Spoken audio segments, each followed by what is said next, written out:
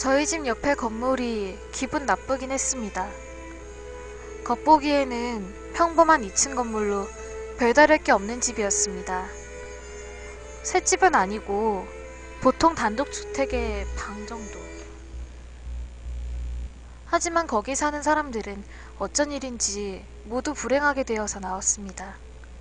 제가 어렸을 때 그 집에는 부부와 초등학생 남자의 3인 가족이 이사와서 그 남자는 저보다 1살 위로 옆집이라는 것도 있어서 사이좋게 되었습니다.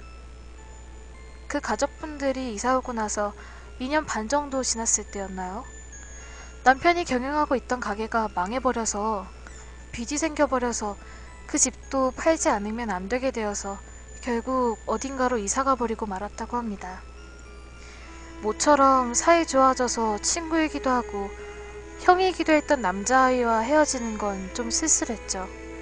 이때가 아마 초등학교 4학년 정도의 이야기. 그 후로부터 빈집이 되어 있었지만 1년 정도 지나서 이번엔 중년의 부부가 이사를 왔습니다.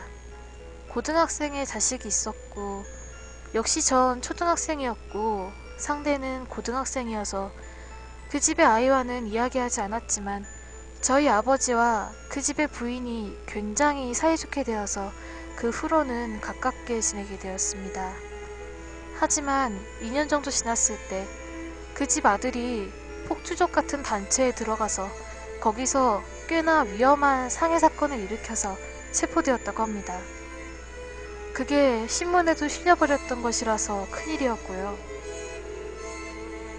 그게 원인이 되어서 그 집 자식은 고등학교 퇴학을 당하고 상해 사건의 배상 문제로 꽤나 빚도 지게 된 것 같았습니다. 그걸로 부부 사이도 나빠진 듯해서 결국에 가정 파괴가 되었고 한 가족이 모두 헤어지는 것과 같은 걸로 나가버렸습니다. 제가 중학생 정도 되던 때에는 이번엔 독신의 아저씨가 이사하였습니다.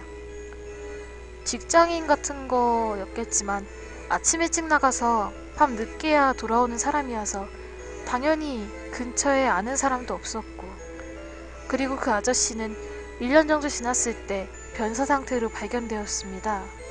집에서 쓰러져 있던 걸 며칠이나 출근하지 않아서 이상하게 여긴 동료가 발견했다는 것 같았습니다. 그 후 2년 정도 빈집이 되어 있었지만 제가 고등학생 때 젊은 부부가 이사해 왔습니다. 아이는 없었고 하지만 곧 임신을 하게 되었고 근처에서도 축하해라던가 잘됐네라던가 축복 모드였습니다. 하지만 부인은 그 집에서 계단을 헛디뎌서 유산하고 말았다고 합니다. 그게 원인인지 그 부부 사이가 식은 것 같아서 남편도 밖에 다른 여자를 만들어버린 것 같았습니다. 부인은 노이로제에 걸려서 자신의 남편의 악담을 근처에 말하고 다녔고요. 결국엔 이혼해버리고 또 빈집이 되었습니다. 이제 그만 그 근처에서 의심스럽게 생각했지만 그래도 이사해 오는 사람은 있었습니다. 다음에 이사해 왔던 건 늙은 부부였고 여기까지 오면 저도 근처의 사람들도 또 이러면서 싫은 예상을 하고 말았죠. 그리고 예상대로 2년 후에 남편이 암이 발병했고 게다가 꽤나 진행되어 있어서 암의 전이도 있었던 것 같았습니다. 평범한 병원에선 치료가 불가능해서 멀리 있는 병원에 입원하는 걸로 돼서 간병이 필요한 것도 있고 그 병원 근처에 있는 마을로 이사 갔습니다. 그런데 이상하게도 왠지 이 집을 사려는 사람이 끊이지 않았습니다. 빈집이 되면 바로 다른 손님이 집을 보러 왔고요.